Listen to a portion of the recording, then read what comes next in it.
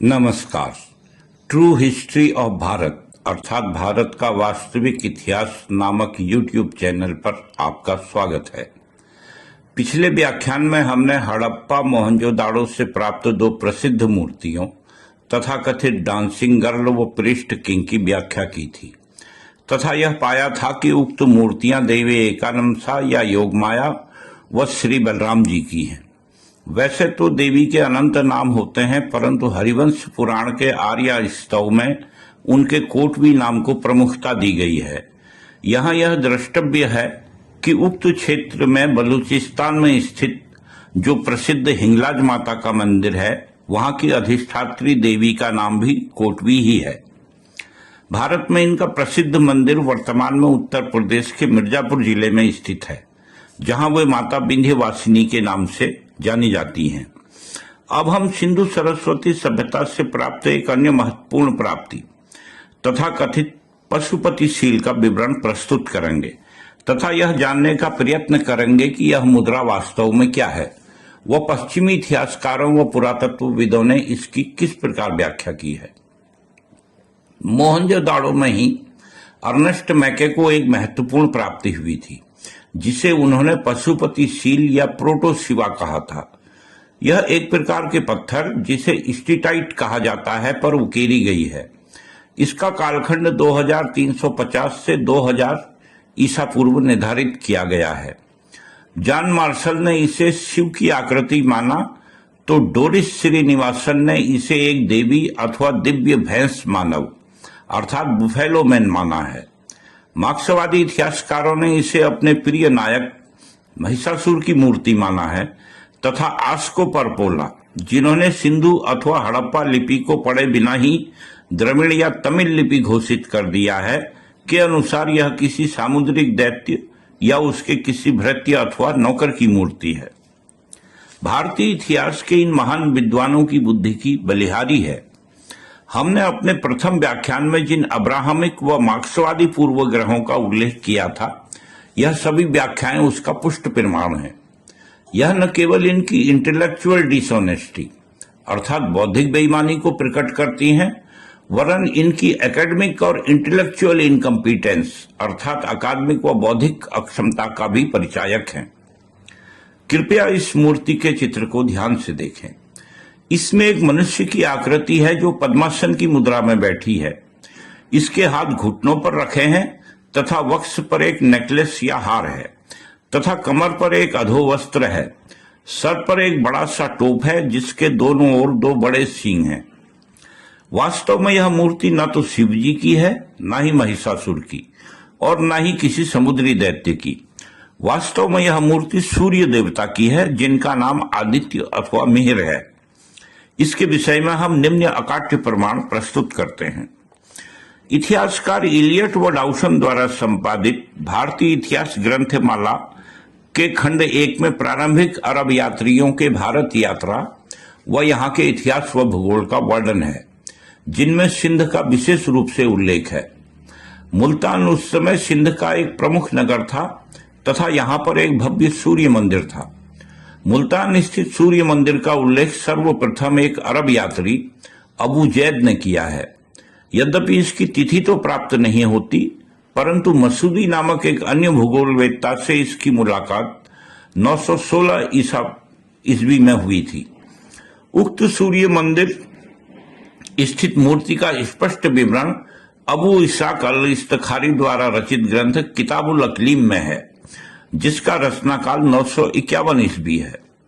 इस्तखारी द्वारा मुल्तान स्थित मूर्ति का वर्णन करने से पहले एक बार पुनः वर्तमान इतिहासकारों जैसे अर्नेस्ट मैके इत्यादि द्वारा दिया गया विवरण देना उचित रहेगा।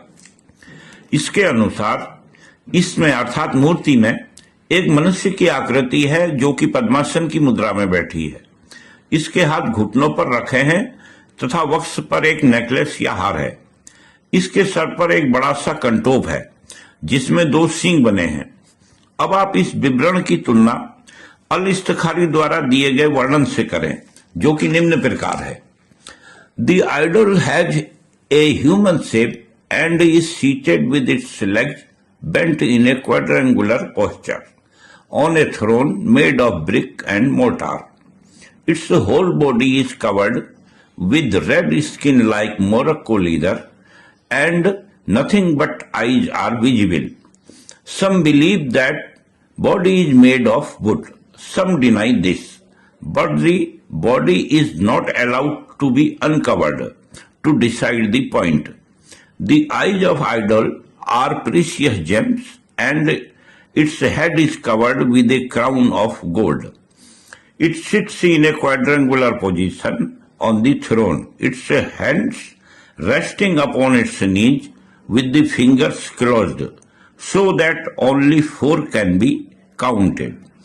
यह विवरण इलियट व डाउसन द्वारा संपादित पुस्तक हिस्ट्री ऑफ इंडिया के प्रथम भाग के पेज संख्या 28 पर दर्ज है। इस विवरण का हिंदी अनुवाद निम्न प्रकार है। मूर्ति एक मनुष्य के आकार की है, जो कि ईंटों से बने एक ऊंचे आसन पर पद्मासन की मुद्रा में बैठी है। इसका शरीर एक लाल रंग के कपड़े से, जो कि मोरक्को के चमड़े सा प्रतीत होता है, ढका है तथा केवल आंखें ही दृष्टिगोचर होती हैं, जिनमें बहुमूल्य रत्न जड़े हैं, तथा इसके सर पर एक स्वर्ण निर्मित मुकुट जड़ा है। पद्मासन की मुद्रा में इसके हाथ घुटनों पर हैं तथा उंगलियां इस प्रकार मुड़ी हैं कि केवल 4 ही दृष्टिगोचर होती हैं। कुछ लोग मूर्ति को लकड़ी का बना हुआ मानते हैं, परंतु कुछ लोग ऐसा नहीं मानते। चूंकि मूर्ति का कपड़ा हटाया नहीं जा सकता, अतः इस बात का निश्चय नहीं किया जा सकता कि यह लकड़ी की बनी है। अल इस्तखारी द्वारा दिया गया मुल्तान स्थित मूर्ति का विवरण मोहनजोदाड़ो में प्राप्त मूर्ति के विवरण से अक्षरशः मिलता है। यद्यपि मुल्तान पर 711 ईस्वी में अरब आधिपत्य हो गया था, परंतु अरबों द्वारा इस मंदिर का विनाश नहीं किया गया, क्योंकि इसका चढ़ावा राज्य की आय का प्रमुख स्रोत था। परंतु मोहम्मद बिन कासिम द्वारा अपनी जन्मजात मजहबी घृणा का प्रदर्शन करते हुए इस मूर्ति के ऊपर एक गाय की हत्या करके उसका चमड़ा डाल दिया। इस अपमानित अवस्था में यह मूर्ति 1010 ईस्वी तक पड़ी रही, जब इसे इस सहस्राब्दी के सर्वाधिक क्रूर मजहबी शासक महमूद गजनवी द्वारा खंड खंड कर दिया गया। पुराणों के विवरण से हम जानते हैं कि उक्त मंदिर का निर्माण श्री कृष्ण के पुत्र सांबु द्वारा किया गया था, जिससे कि उनके कुष्ठ रोग के शाप का निवारण हो सके। इसका विस्तृत विवरण भविष्य पुराण में मिलता है। यहाँ पर एक तथ्य बेहद महत्वपूर्ण है। सांबु पुराण के अनुसार अपने शाप का प्रतिकार करने हेतु उनके द्वारा चंद्रभागा अर्थात चिनाब नदी में सूर्य की उपासना की गई।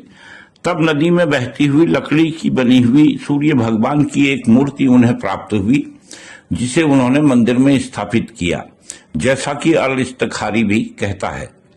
यहाँ यह द्रष्टव्य है कि अल इस्तखारी ने आंखों देखा वर्णन किया है।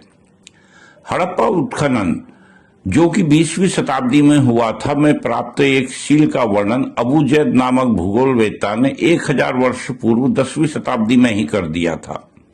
यह सील है एक सरंग या यूनिकॉर्न नामक एक पशु की।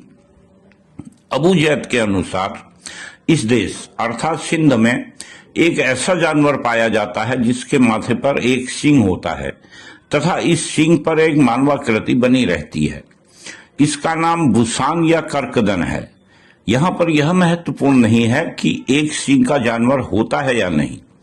महत्वपूर्ण यह है कि जिस सील की प्राप्ति हड़प्पा क्षेत्र में 20वीं शताब्दी में हुई, उसकी जानकारी 10वीं शताब्दी अर्थात 1000 वर्ष पहले के यात्री को किस प्रकार हो गई। स्पष्ट है कि इस प्रकार की मूर्ति की परंपरा या जनश्रुति 10वीं शताब्दी में सिंधु प्रदेश में प्रचलित थी। सिंधु सरस्वती सभ्यता की 3 महत्वपूर्ण प्राप्तियों का हमने विश्लेषण किया तथा बराहमीर व अरब भूगोलवेत्ताओं व इतिहासकारों के दिए गए प्रमाण से यह निश्चय हुआ कि उक्त सभ्यता वैदिक सभ्यता थी, जिसकी पुष्टि पुराणों से होती है। यहाँ पर आपकी 2 महत्वपूर्ण शंकाएं हो सकती हैं। पहली यह कि देवी एकानंसा व बलराम की मूर्ति का विवरण बराहमिहिर कृत ग्रंथ बृहत संहिता के प्रतिमा लक्षण नामक अध्याय में दिए गए निर्देशों के अनुरूप है, परंतु मुल्तान स्थित सूर्य मूर्ति का, जिसका अभी हमने वर्णन किया है, इसी बृहत संहिता के प्रतिमा लक्षण अध्याय में दिए गए विवरण के अनुरूप नहीं है। इस सूर्य मूर्ति में भगवान सूर्य को एक सींग युक्त टोप पहने दिखाया गया है। बराहमिहिर ने सूर्य की प्रतिमा को इस प्रकार का सींग युक्त टोप पहनाने का निर्देश नहीं दिया है। दूसरी महत्वपूर्ण शंका एक सरंगैया यूनिकॉर्न नामक पशु के बारे में है।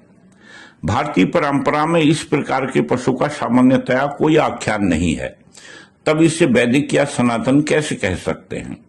यह प्रश्न अत्यधिक महत्वपूर्ण है तथा इनका समाधान एक अलग व्याख्यान में विस्तार से प्रस्तुत किया जाएगा।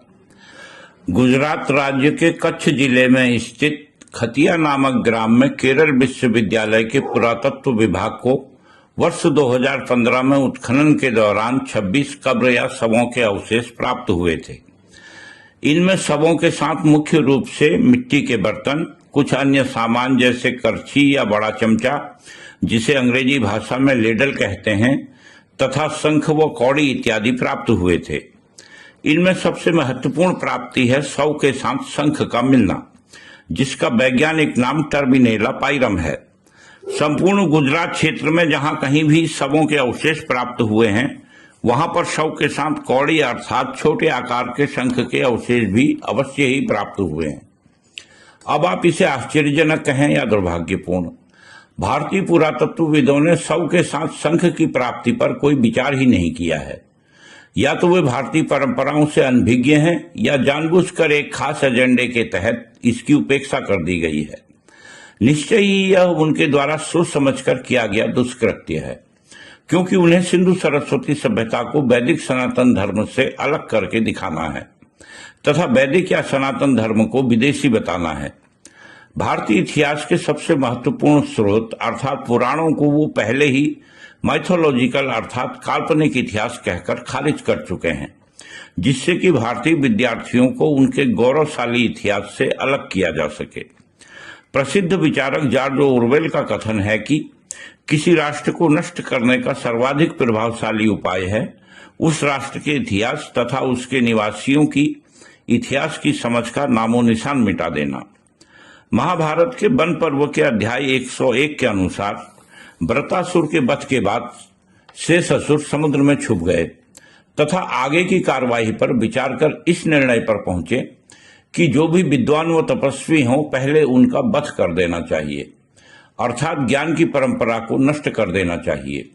इसके नष्ट हो जाने पर सारा जगत अपने आप नष्ट हो जाएगा।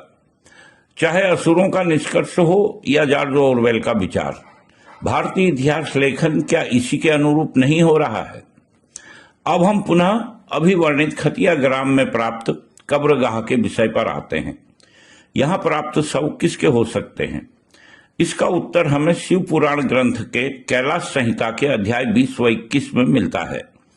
वास्तव में यह शव शैव संप्रदाय के सन्यासियों के हैं।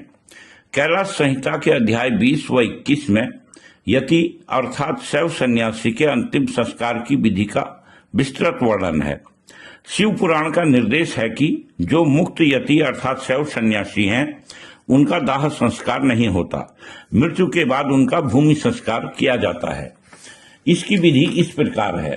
देह त्याग करने पर सन्यासी के शव का शंखस्थ जल से अभिषेक करे, अर्थात शंख में जल भरकर उसके शव पर छिड़के, तत्पश्चात शव को कब्र में रखकर पंचगव्य से उसका अभिषेक करे व रुद्र सूक्त का पाठ करते हुए पुनः शंख में जल भरकर उसका अभिषेक करे तथा पूर्व की ओर मुख करके बैठाए। यहाँ पर यह बताना समीचीन होगा कि देश व काल की प्रचलित परंपराओं के अनुसार कर्मकांड में कुछ परिवर्तन होते ही रहते हैं। इसी कारण उक्त शव लेटी हुई अवस्था में प्राप्त हुए हैं, न कि बैठी हुई अवस्था में। उस काल में उक्त गुजरात प्रदेश में यही विधि संभवतः प्रचलित रही होगी। उदाहरण के लिए सन्यासियों को जल समाधि भी दी जाती रही है, परंतु जल प्रदूषण संबंधी कारणों से स्वयं सन्यासियों द्वारा इस प्रथा का त्याग कर दिया गया है। अंतिम संस्कार में प्रयुक्त शंख का पुनः उपयोग न होने के कारण ही इसको शव के साथ रख दिया गया। कौड़ी या शंख अनेक शवों के साथ प्राप्त हुई है। तर्पण इत्यादि में प्रयुक्त मिट्टी के बर्तन को भी खंडित कर दिया जाता है। इसी कारण मिट्टी के बर्तनों के टुकड़े भी शवों के साथ प्राप्त हुए हैं। कैलाश संहिता शिव पुराण कि इस साक्ष्य से यह प्रमाणित होता है कि इस खतिया ग्राम में प्राप्त शव सन्यासियों के हैं। प्रतीत होता है कि उस समय शव को लिटाकर रखने की परंपरा उस क्षेत्र अर्थात गुजरात में रही हो। स्कंद पुराण व शिव पुराण से भी यही प्रकट होता है कि सौराष्ट्र क्षेत्र का प्रमुख धर्म शैव धर्म ही था। इस व्याख्यान व इससे पहले के व्याख्यान में हमारे द्वारा दिए गए प्रमाण से क्या यह सिद्ध नहीं होता कि सिंधु सरस्वती सभ्यता वैदिक सभ्यता थी? क्या हड़प्पा के उत्खनन में प्राप्त नृत्यांगना की मूर्ति की पहचान, तथाकथित प्रीस्ट किंग की पहचान या प्रोटो शिवाशील की व्याख्या से आप असहमत हैं? यहाँ पर पुनः हमें जॉर्ज ऑरवेल के कथन का स्मरण हो जाता है। भारतीय इतिहास के लेखकों ने भारत के इतिहास का लेखन इसी उद्देश्य से किया है कि भारत की प्राचीन संस्कृति, उसके गौरवशाली अतीत व शानदार इतिहास का नामो निशान मिटाया जा सके। इसका सर्वाधिक दुर्भाग्यपूर्ण पहलू यह है कि इस कुत्सित कृत्य को अब स्वयं भारतीयों का ही एक वर्ग इतिहास लेखन के नाम पर कर रहा है। इस व्याख्यान को हम यहीं समाप्त करते हैं। सिंधु सरस्वती क्षेत्र के उत्खनन में प्राप्त कुछ अन्य महत्वपूर्ण सामग्रियों की व्याख्या हम पुनः कुछ अन्य व्याख्यानों में करेंगे। आपसे अनुरोध है कि कृपया इस चैनल को लाइक व सब्सक्राइब करें, कि कृपया अपनी बहुमूल्य टिप्पणी अर्थात कमेंट अवश्य करें। धन्यवाद।